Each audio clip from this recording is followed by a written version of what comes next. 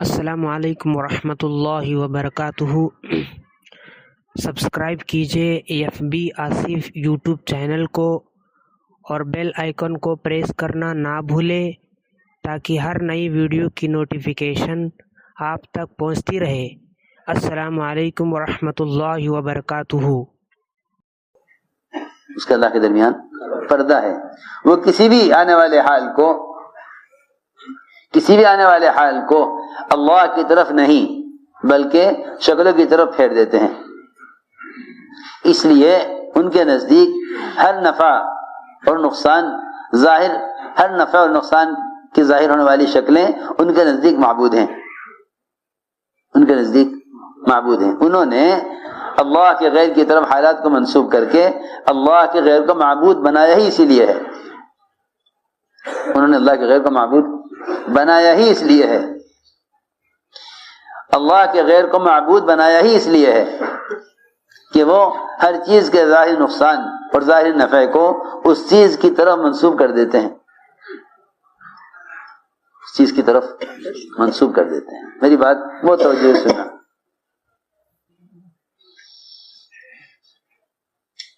اللہ کو نہ ماننے والوں کی تعریف ہی یہی ہے، اللہ کو نہ ماننے والوں کی پہچان ہی یہی ہے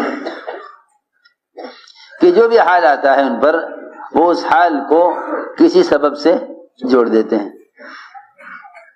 برے حالات آویں تو اسباب سے جوڑ دیتے ہیں، اچھے حالات آویں تو اسباب سے جوڑ دیتے ہیں۔ وہ ہر برے حال کو اللہ کے غیر کی طرف منسوب کرتے ہیں، اس لیے جس چیز میں ان کو نفع نظر آتا ہے وہ نفع اس کا ذاتی سمجھتے ہیں، جس میں نقصان نظر آتا ہے وہ اس نقصان کو اس کا ذاتی سمجھتے ہیں۔ یہ سب سے بنیادی بات ہے۔ اس لیے ہم نے عرض کیا کہ مسلمان جس حال سے بھی گزر رہا ہے اس حال کو ہرگز اللہ کے غیر کی طرف منسوب نہ کرے اور اپنے اعمال کے علاوہ کسی اور سب کی طرف اس کو منسوب نہ کرے۔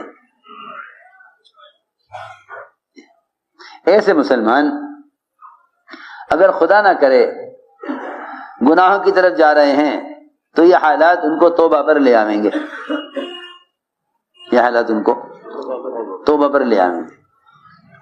اور اگر یہ نیک اعمال اور اگر ان کو نعمتیں اور برکتیں نظر آئیں تو انہیں اپنے اعمال سے جوڑیں۔ اللہ کی طرف نعمت کا منسوب کرنا شکر کی طرف لائے گا، اور اللہ کی طرف مصیبت کا منسوب کرنا یہ توبہ کی طرف لائے گا۔ مصیبت کو اللہ کی طرف منسوب کرو تو مصائب لائیں گے توبہ کی طرف، اور نعمتوں کو اللہ کی ذات کی طرف منسوب کرو تو یہ نعمتیں لائیں گے ہمیں اللہ کے شکر کی طرف۔ لیکن اس زمانے میں مسلمان صرف اس لیے پریشان ہے، میں ساری بات کا خلاصہ عرض کروں، اس زمانے میں مسلمان صرف اس لیے پریشان ہے اور پریشانی میں ہر دن اضافہ ہے،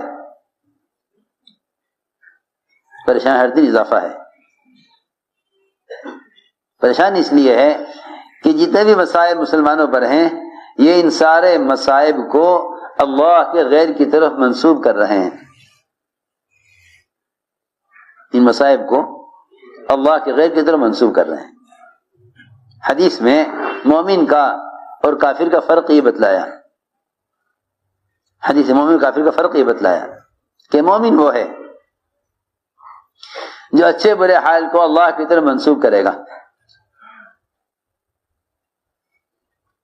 اور جیسے اس کو کوئی ٹھوکر لگے گی یہ فوراً گناہ کو یاد کرے گا، اپنے گناہ کو یاد کرے گا۔ بس اپنے گناہوں کو یاد کرنا اسی کو توبہ کہتے ہیں، گناہ کو یاد کرنا اسی کو توبہ کہتے ہیں۔ گناہوں کو یاد کرنا ہی اصل توبہ ہے، جن میں اپنے گناہوں کا احساس پیدا ہو جاتا ہے نا، وہ حالات ان کو توبہ پر لے آتے ہیں۔ لیکن اس زمانے میں مسلمان جتنے بھی قسم کے حالات آ رہے ہیں ان تمام حالات کو اپنے جسم سے باہر کی شکلوں کے ساتھ جوڑے ہوئے ہیں، ایسے مسلمان توبہ کی طرف نہیں آتے، ایسے مسلمان توبہ کی طرف نہیں آتے، بلکہ مزید یہ حالات ان کو اللہ سے دور کرتے ہیں۔ کیوں دور کرتے ہیں؟ اس لیے کہ وہ جس طرف حالات کے آنے کو منسوب کرتے ہیں اسی طرف اپنے مطالبے پھیر دیتے ہیں، اسی طرف مطالبے پھیر دیتے ہیں، پھر وہ اپنے حالات کا مطالبہ اللہ سے نہیں کرتے، اس لیے کہ جب اللہ کی طرف حال کو منسوب نہیں کیا تو حال کو ہٹانے کے لیے اللہ کی طرف حالات کو منسوب کیوں کریں گے؟ اور اس طرح حالات کو منسوب کریں گے اسی طرف ان حالات کے حل کے لیے دوڑیں گے۔ فرماتے تھے جو حالات کو اسباب سے منسوب کریں گے وہ اپنے حالات کا حل اسباب میں تلاش کریں گے، حالات کا حل اسباب میں تلاش کریں گے۔ جو حالات کو اسباب سے جوڑیں گے وہ اپنے حالات کا حل اسباب میں تلاش کریں گے۔ اس لیے سب سے پہلے مومن کو یہ سکھلایا گیا کہ اگر ذرا سی بھی کوئی تکلیف پہنچے تو فوراً یاد کرو کہ تم سے کیا گناہ ہوا، کیونکہ اللہ رب العزت کا مومن کے ساتھ یہ فضل ہے، اللہ کا مومن کے ساتھ یہ فضل ہے کہ جہاں اس سے غلطی ہوگی وہاں اللہ تعالیٰ اس پر ایک چھوٹی سی تکلیف لے آئیں گے۔ اس زمانے میں تاجر پر جو حالات آتے ہیں وہ تاجر ان حالات میں اپنی کمائی کی شکلوں کو نہیں دیکھتا، بلکہ تجارت میں آنے والے حالات کو اغیار کی طرف منسوب کر دیتا ہے، اغیار کی طرف منسوب کر دیتا ہے کہ یہ ہمیں کمانے نہیں دیتے، یہ ہمیں کمانے نہیں دیتے۔ ارے کسی عجیب بات ہے، ادھر تو اللہ رب العزت حلال کمانے والے کے ساتھ وعدے کیے ہوئے ہیں، اور یہ یوں کہتا ہے مسلمان کہ غیر ہمیں کمانے نہیں دیتے۔ ہماری بات یاد رکھنا، جب مسلمان اللہ کے احکام توڑیں گے تجارت میں تو اللہ تجارت میں